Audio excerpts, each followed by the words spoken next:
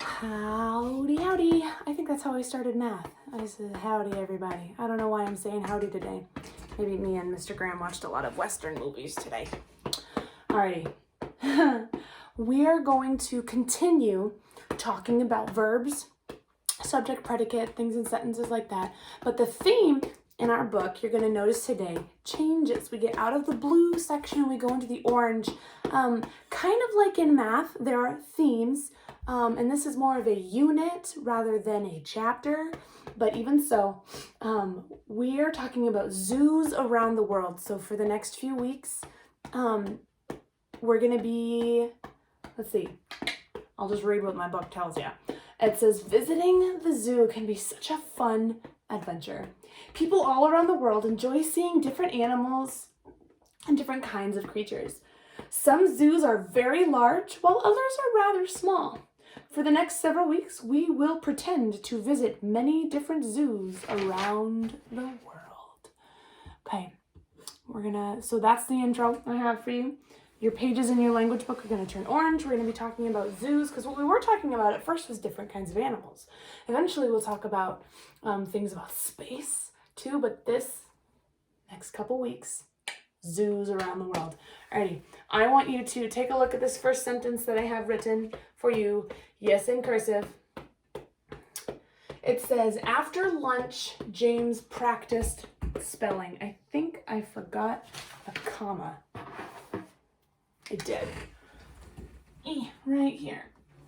After lunch, James practiced spelling.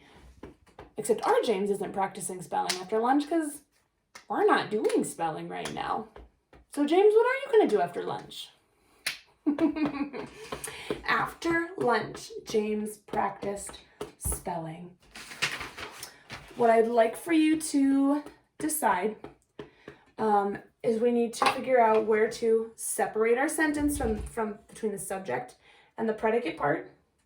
And we need to identify our verb and then our subject. So the first thing you need to do is separate this sentence out between subject and predicate. Where do you divide subject from predicate? After lunch, James practiced spelling.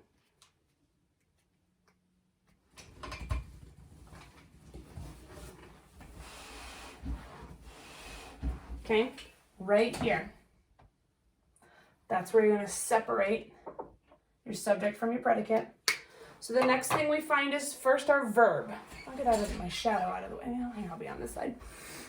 Is our verb. What is being done in this sentence? Or what has been done?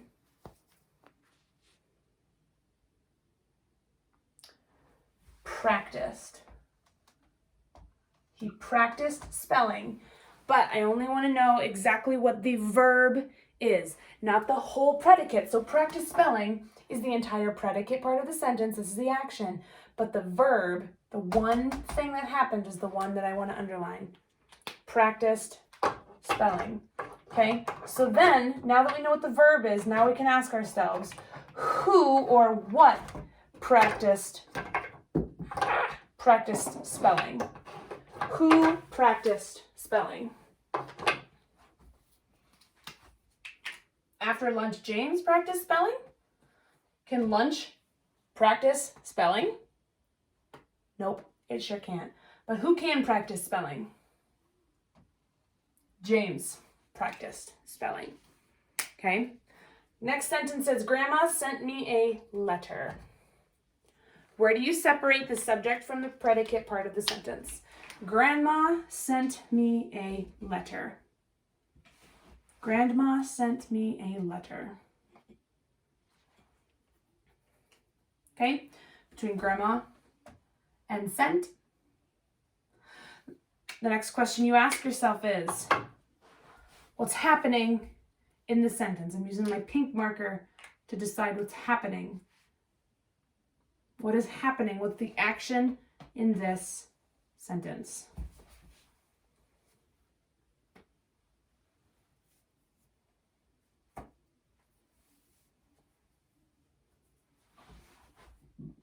Sent.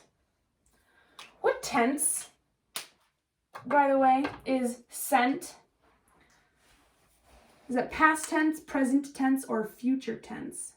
Sent. When did it happen? It's past tense. Sent happened already. Okay. Now that we know what our verb is, sent, we ask ourselves, who sent a letter? Grandma sent me a letter. Okay. On our next chunk down here, those next three sentences, if the subject, the part we underline in the blue, if it is singular, if the subject is singular, we often will add s or es to the end of the present tense verb to make it past tense. If the subject is plural, we do not add s or es. So we're going to do the same things that we did before. This sentence is, we drive to church. First thing I'd like to know is, where do we divide the subject and predicate parts of this sentence? We drive to church. Can I point to it? We drive to church. Where are you going to separate your subject from your predicate here? My hair is tall and in the way. We drive to church. We and drive. Okay. So what is our verb? Drive. And what is our subject? Who did the driving? We. Now, is we, the word we, is that singular or is that plural?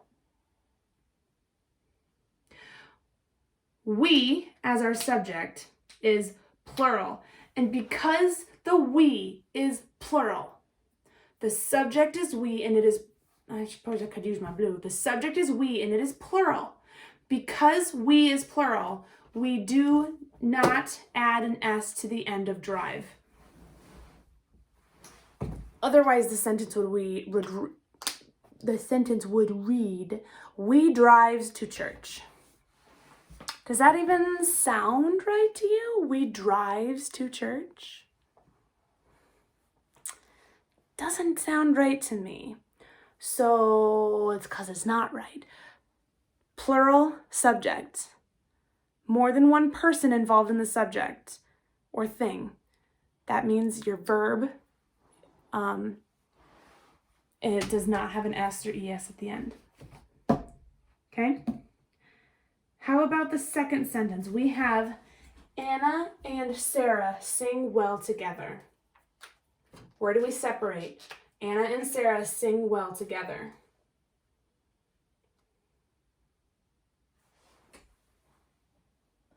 Anna and Sarah sing well together.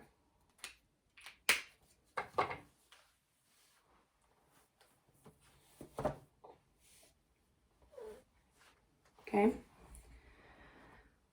We divide it between Sarah and sing. So what is the verb in our sentence?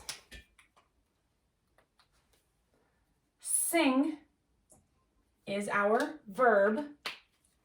So the question that we ask is, who is singing here?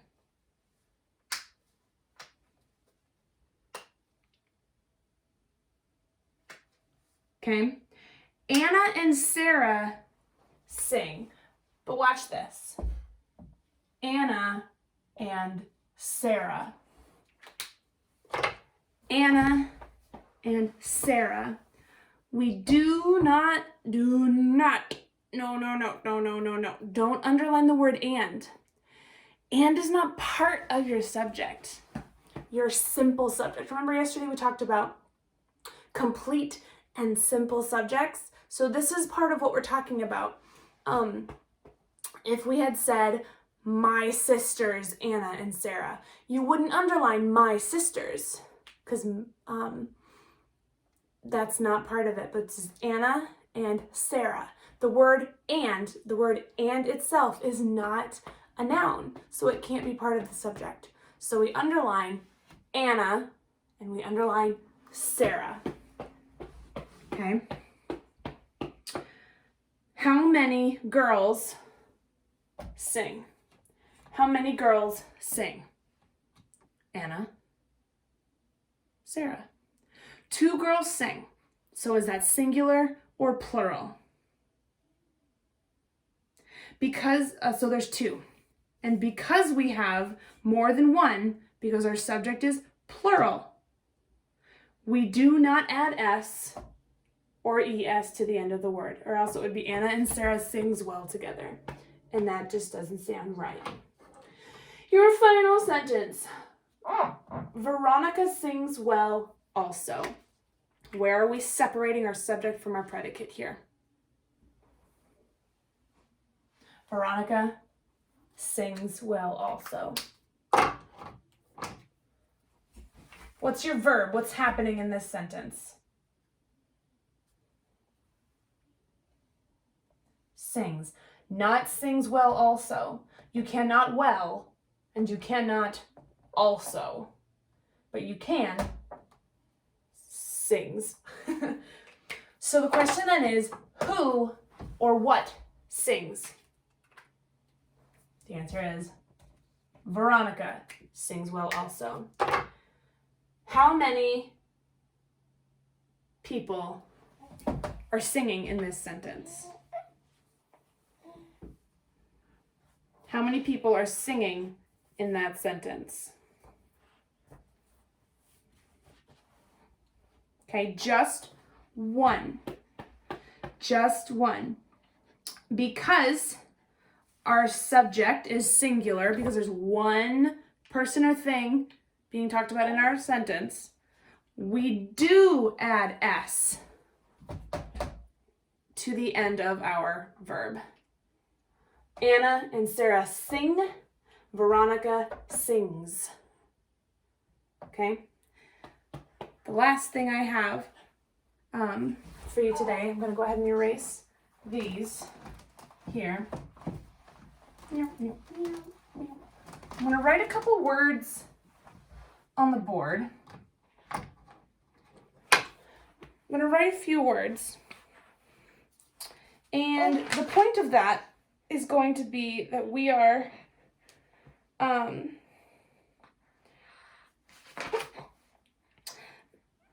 these are going to be some examples of where you're changing the ending. So I have this word.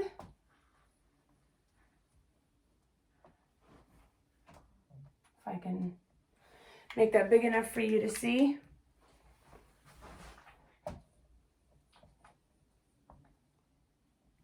Okay. Wish, crunch, and pass. Wish, crunch, pass. Actually, you know what?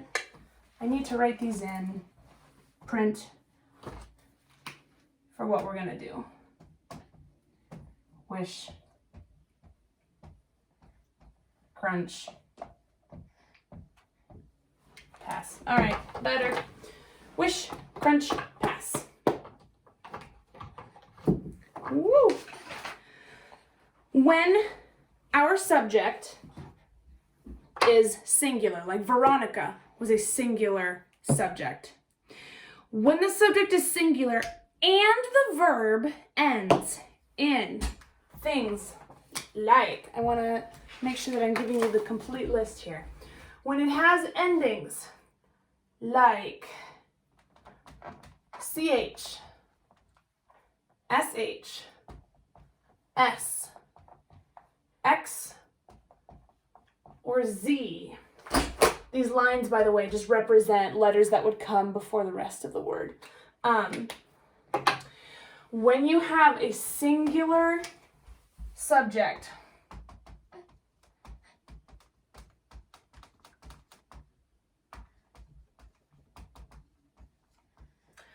when you have a singular subject that ends in CH, SH, S, X or Z, that is when you add ES at the end, okay? So we have singular subject. Let's just keep talking about Veronica, okay? Let's keep using her as our subject. If the verb is wish, and Veronica is doing something on her birthday with candles, she has one wish. So it's going to be that Veronica wishes. Anna and Sarah wish they could sing as well as Veronica. But Veronica wishes she could sing as well as Anna and Sarah. For example. Okay, if I'm talking about leaves, or singular, if I talk about a leaf that I'm going to crunch under my feet, I would say the leaf crunches under my feet. Okay, singular subject. I'm going to say, oh no, do I know my football well enough? Let me see. I'm going to say the quarterback. So this is football. I'm not going to say the quarterback passed the ball. Singular subject, one quarterback. The quarterback passes the ball. The quarterback passes the ball. Okay? When the subject is singular, and it ends in any of these letters, then you add ES. If the subject is plural, it would be totally, totally different. Okay? But the subject is singular, so that's when you add ES. Okay? Alrighty. So you're going to turn in your language arts page, or language arts book, and turn to page 90 in your book. Okay? Read your directions at the top. Okay? Watch your look closely, do your think A, all those things. Read your directions carefully. If you have questions, please make sure you're asking. Okay? You can make guesses if you don't know, but if you're going to guess, make sure you check. Okay? Make sure you check if you're going to guess. Alrighty, that's what we have for language today. We're going to learn more about verbs and such and other zoos as we go.